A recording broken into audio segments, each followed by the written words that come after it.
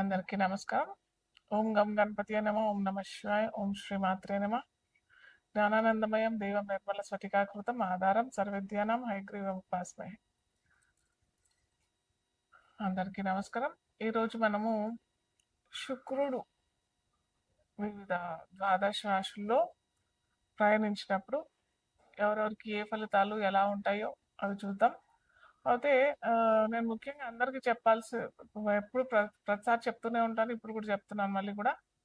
మనము ఓ రాశి ఫలితాలు అంటే చంద్రుడు ఉన్న రాశిని రాశి అంటాం.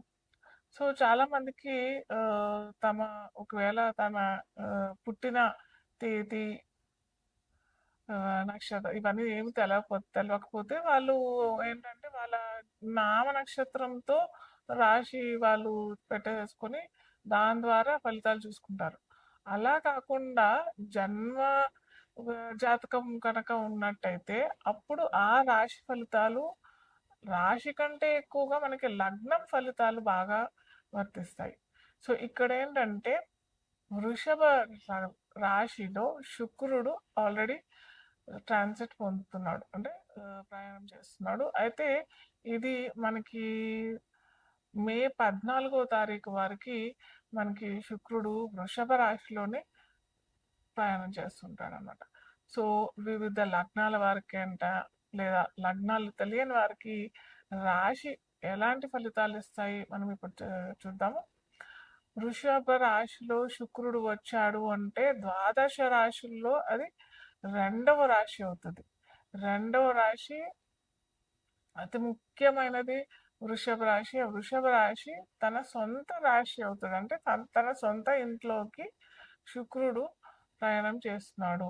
అది కూడా శుక్రుడు ఇప్పుడు ఒంటరిగానే ఉన్నాడు. సో ఇప్పుడు ఏంటంటే మనము ఒక వ్యక్తి తన ఇంట్లో ఉన్న స్వతంత్రం, అది అటు పేదవాడైనా కానీ, మధ్యతరగతి వాళ్ళైనా కానీ, గొప్ప వాళ్ళైనా కానీ, ఎవరైనా కానీ బయట ఎటు ప్రయాణం చేసినా కానీ మళ్ళీ తిరిగి తన ఇంట్లో వచ్చిన తర్వాత పొందిన ఆనందం, సంతోషం పట్టలేని ఆనందం కదా. సో అలాగే ఇక్కడ మనకు కూడా శుక్రుడు తన సొంత ఇంట్లోకి వచ్చాడు కాబట్టి అది కలిపురుషలో రెండవ రాశి అవుతుంది కాబట్టి చాలా మంచి ఫలితాలు వస్తాయి. ముఖ్యంగా మనకి ఫైనాన్స్ పరంగా అయినా, డబ్బుల పరంగా అయినా, ఏమంటారు, వివాహ వివాహ సమస్యల్లో ఏమన్నా సమస్యలు వస్తున్నాయి అని అంటే, అటు దాంపత్య జీవితంలో ఎటువంటి ఇబ్బందులు వచ్చినా కానీ అక్కడ కూడా మనకి ఈ శుక్రుడు ఈ ట్రాన్సిట్ వల్ల, అంటే సంచారం వల్ల ఖచ్చితంగా మంచి ఫలితాలే వస్తాయి. సో ముఖ్యంగా మనము ఇప్పుడు మేషరాశితో మనము ఒక్కొక్క రాశి వాళ్ళకి ఎలాంటి ఫలితాలు ఇస్తారు, లగ్నం అంటే లగ్నం తెలియని వారికి రాశి అని అనుకున్నట్టయితే ఎలాంటి ఫలితాలు ఇస్తాడు విత్ రెమెడీస్ మనం తెలుసుకుందాం. సో మొట్టమొదట మనము లగ్నం తెలియని వారికి రాశి చూసినట్టయితే మనకి ఇక్కడ శుక్రుడు ద్వితీయ అధిపతి అవుతాడు. మేష లగ్నం వారికి మేష లగ్నాధిపతి కుజుడు అవుతాడు. అయితే ద్వితీయంలో ఉన్న శుక్రుడు తన ద్వితీయ రాశిలోనే వస్తాడు కాబట్టి ఇక్కడ కుటుంబ సౌఖ్యంకైనా కానీ, వైవాహిక జీవితంలో అయినా కానీ, ఫైనాన్షియల్ గెయిన్స్ అయినా కానీ, అటు లవర్స్కి కూడా మంచి సమయం అని చెప్పొచ్చు ఇప్పుడు. సో అలాంటి వాటిల్లో కూడా మంచి ఫలితాలే ఇస్తాడు. ఎందుకంటే ఇక్కడ మనకి మేష లగ్నం వారికి ద్వితీయాధిపతి అవుతాడు శుక్రుడు, అలాగే సప్తమాధిపతి కూడా అవుతాడు శుక్రుడు. కాబట్టి ఇక్కడ ఖచ్చితంగా ముఖ్యంగా ఏంటంటే వీళ్ళకి ఏ రంగంలో ఉన్న వారికైనా కానీ, అటు ఏమంటారు, ఫైనాన్షియల్ రంగంలో ఉన్న వాళ్ళకైనా కానీ, ఉద్యోగం చేసుకునే వాళ్ళకైనా కానీ, ఏ ఉద్యోగం అయినా కానీ, పర్టికులర్గా ఈ రంగంలో ఉన్న వారికని కాదు కానీ ఏ రంగంలో ఉన్న వారికైనా కానీ శుక్రుడు ద్వితీయంలో ఉన్నాడు కాబట్టి ద్వితీయాధిపతి ద్వితీయంలో వచ్చాడు కాబట్టి కొద్దిగా ఏంటంటే నవ దంపతులకి కొద్దిగా అండర్స్టాండింగ్ ఇష్యూస్, లేదా కొద్దిగా అట్రాక్షన్ ఉంటుంది కదా, ఆ ఇద్దరి మధ్యలో కొద్దిగా ఆ విభేదాలు వస్తాయి తప్ప పెద్ద మార్పులయితే ఏమీ ఉండదు. కాకపోతే ముఖ్యంగా మనం తెలుసుకోవాల్సిందేంటంటే ఇక్కడ సప్తమాధిపతి కూడా శుక్రుడవుతాడు. కుజ, శుక్రుడు అలాగే మన జన్మ జాతకంలో కుజుడు కనుక మంచి ప్లేస్‌లో ఉన్నాడు. మంచి ప్లేస్‌లోనంటే తన సొంత రాశిలో అయినా లేదా మిత్ర రాశిలో అయినా ఉన్నట్టయితే మటుకు ముఖ్యంగా ప్రేమికులకి చాలా మంచి సమయమనే చెప్పొచ్చు. అలాగే నవదంపతులకి కూడా కొద్దిగా అండర్‌స్టాండింగ్ ఇష్యూస్ వచ్చినా కానీ ఇది మంచి అట్రాక్షన్ టైమ్ ఆఫ్ పీరియడ్ కాబట్టి ఇక్కడ కూడా మంచి ఫలితాలే ఇస్తాడు. అలాగే ముఖ్యంగా ఫైనాన్షియల్ రంగంలో ఉంటారు కదా! అంటే చిట్ ఫండ్స్ ఇలాంటి వాటిల్లో ఉంటారు కదా! వీళ్ళకి కూడా ద్వితీయాధిపతి ద్వితీయంలోనే ఉంటాడు కాబట్టి అలాగే వీళ్ళకి పర్సనల్‌గా జాతకంలో చూసినట్టయితే కుజుడు బాగా చక్కగా ఉన్నాడు. అలాగే గురువు కూడా వీళ్ళకి చాలా చక్కగా ఉన్నాడు అనంటే జన్మ జాతకంలో ఖచ్చితంగా వీళ్ళకి ఫైనాన్షియల్ రంగంలో అంటే డబ్బులు లేదా ఎప్పుడైనా చాలా ఎప్పుడూ బాకీ పడ్డ డబ్బులన్నీ వాపస్ రావటము. లేదా ఏమంటారు ఫైనాన్షియల్ రంగంలో ఇంక్రీజ్ చేయాలి అని అనుకునే వాళ్ళకి, లేకపోతే కొత్తగా చిట్ ఫండ్స్ పెట్టాలి, కొత్తగా ఇన్వెస్ట్మెంట్ చేద్దాము అని అనుకునే వాళ్ళందరికీ ఇది ఒక మంచి ట్రాన్సిట్ అని చెప్పొచ్చు. అయితే కొద్దిగా ఎవరికైతే ఈ కుజుడు, శుక్రుడు, గురువు సరిగ్గా లేరు అంటే మెయిన్‌గా ఏంటంటే మనకి గురువు ఫైనాన్షియల్ ప్లానెట్ అనమాట. ఆ ఫైనాన్షియల్ ప్లానెట్ సరిగ్గా లేదు, లేదా మనకిప్పుడు నడుస్తున్న దశలు సరిగ్గా లేదు అనంటేనే దెబ్బ కొడుతుంది. సో, అలాంటి వారికి మీరు పర్సనల్‌గా చూసుకుంటే చాలా మంచిది. పర్సనల్‌గా చూసుకోలేదు అనంటే మటుకు ఖచ్చితంగా ఎవరన్నా జ్యోతిష్యుల్ని చూయిస్తే మటుకు చాలా మంచిది.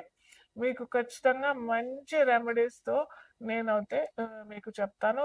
ముఖ్యంగా ఫైనాన్షియల్ రంగంలో ఎటువంటి వాళ్ళకైనా గానీ వాళ్ళ జన్మ జాతకంలో గురువు సరిగ్గా లేదా, శుక్రుడు సరిగ్గా లేదా, కుజుడు సరిగ్గా లేదా ఇవంతా ఇమ్మెటీరియల్.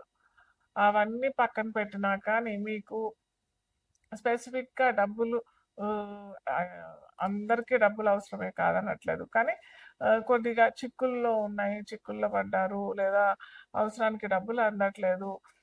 మనకి ఎక్స్‌పెన్సెస్ ఎక్కువగా అయిపోతున్నాయి. ఇవన్నిటికి చిన్న చిన్న చిట్కాలతోని, చిన్న చిన్న రెమెడీస్‌తోని చాలా తక్కువ ఖర్చుతోనే మంచి ఫలితాలైతే వస్తాయి. సో, ఇప్పుడు నా చేతిలో చూస్తున్నది ఇదేంటంటే 7 చక్ర క్రిస్టల్ బ్రేస్లెట్. సో, ఇది ఎవ్వరైనా ధరించొచ్చు. ఈ పర్టిక్యులర్‌గా ఈ రాశి వాళ్ళే అన్నట్టు అయితే ఏమీ లేదు. దీంట్లో మనకి ప్యూర్ క్రిస్టల్స్ ఉంటాయి. ఇక్కడ రెడ్ జాస్పర్ ఉంటది. ఇక్కడ గ్రీన్ అవెన్స్‌రిన్ అనేసి అంటే క్రిస్టల్స్ పేర్లనమాట ఇది. గ్రీన్ అవెన్స్‌రిన్ ఇక్కడ మనకి ఇది చూసినట్టయితే యెల్లో సఫారు. ఇది చూసినట్టయితే బ్లూ సఫారు. ఇదైతే పర్పుల్ ఎవెన్షన్. సో, ఇలాగా ఇవన్నీ ఒక్కొక్క క్రిస్టల్ ఒక్కొక్క తత్వం చెందినదనమాట. అంటే మన బాడీలో సప్త చక్రాలుంటాయి గదా!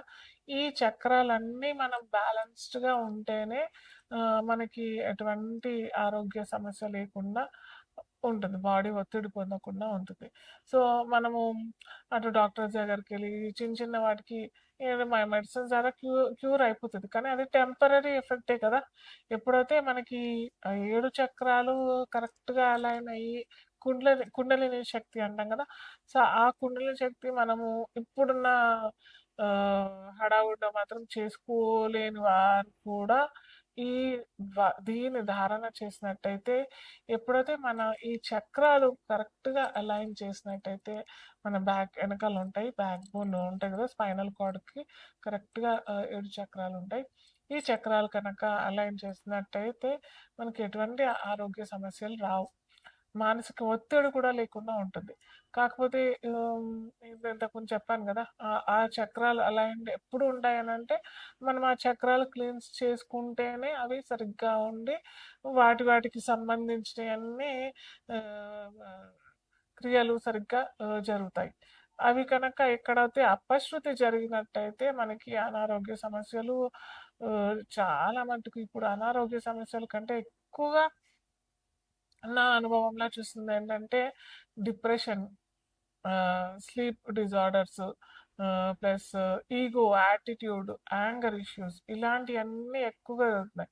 సో ఇవి ఎందుకు అని అంటే ఎప్పుడైతే మనకి థర్డ్ ఐ, క్రౌన్ చక్ర, రూట్ చక్ర, ఈ అంటే రూట్ చక్ర అంటే మూలాధార చక్రము, ఇలాంటి కొద్దిగా బ్యాలెన్స్ సరిగ్గా లేదు అని అన్నప్పుడే మనకి ఇలాంటి ఇబ్బందులు వస్తాయి. సో దానికి సరియైన మార్గం ఇది. ఈ 7 చక్ర ఇప్పుడు నేను కూడా ధారణ చేస్తాను ఇది. ఎందుకంటే నేను కూడా మనిషినే కదా! అన్ని రోజు ఒక 30, 40 కన్సల్టెన్సీస్ చేసి మళ్ళీ నేను స్పెసిఫిక్‌గా ఈ 7 చక్ర అలైన్‌మెంట్ వీటికి కూడా మంత్రాలుంటాయి. ఇవి లేకుండా మంత్రాలతో కూడా చేసుకోవచ్చు. కానీ దానికి ఒక అరగంట, గంట స్పెండ్ చేయాలి. సో అలా చేయలేము మనము. అందరూ చేయలేరు కదా! ఒక అరగంట, గంట చేయాలి అనంటే యోగా చేసుకోవాలి, ఎక్సర్సైజ్ చేసుకోవాలి, దీనికి కూడా చేసుకోవాలి, టైం కేటాయించాలి అనంటే కొద్దిగా ఇబ్బందే కదా! సో అలా చేసుకోలేము అని అనుకున్న వారికి ఇది మంచి పరిహారం. ఇది కనుక ధారణ చేస్తే మనకి క్విక్‌గా అవుతది అన్నట్టయితే నేను చెప్పట్లేదు. క్విక్‌గా ఎవ్వరికి ఏది జరగదు. క్విక్‌గా అయ్యేది మనకి లాంగ్ రన్‌లో రిజల్ట్స్ అయితే రావు. సో ఇది స్లోగా మనకి అన్ని చక్రాస్ అలైన్ అయిపోతాయి. తప్పకుండా అందరూ వేసుకోండి. అద్భుతమైన ఫలితాలైతే వస్తాయి.